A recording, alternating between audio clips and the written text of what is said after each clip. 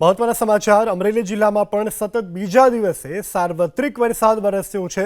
સાવરકુંડલા, ધારી, ખાંભા, બગસરા, જાફરાબાદ સહિતના વિસ્તારોમાં વરસાદ વરસ્યો છે। સાવરકુંડલામાં ભારે વરસાદથી અનેક વિસ્તારોમાં પાણી ભરાયા છે। જેસર રોડની સોસાયટીઓમાં જળબંબાકાર થયો છે।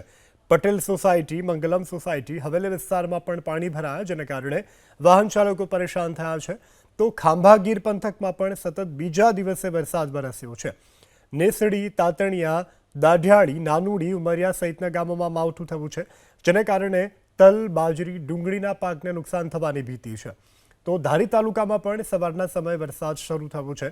ધારીના સરસિયા, ફાચરિયા, ગોવિંદપુર ગામમાં વરસાદ, ખીચા, નવા ગામ, આંબરડી, છતડિયામાં પણ વરસાદ નોંધાયો છે।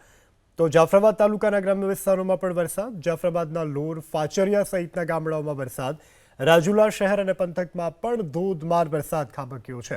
તો અમરેલી જિલ્લામાં આજે સાર્વત્રિક મેઘાવી માહોલ જોવા મળ્યા છે। અલગ અલગ દ્રશ્યો બગસરા, ધારી, જાફરાબાદ, ખાંભા, રાજુલા અને સાવરકુંડલાના કે જ્યાં પવન સાથે વરસાદ વરસ્યો છે। વરસાદ પડવાને કારણે અનેક એવા વિસ્તારો કે જ્યાં પાણી ભરાવાની સમસ્યા થઈ છે, તો ખેતી પાકોને પણ નુકસાન થયું છે।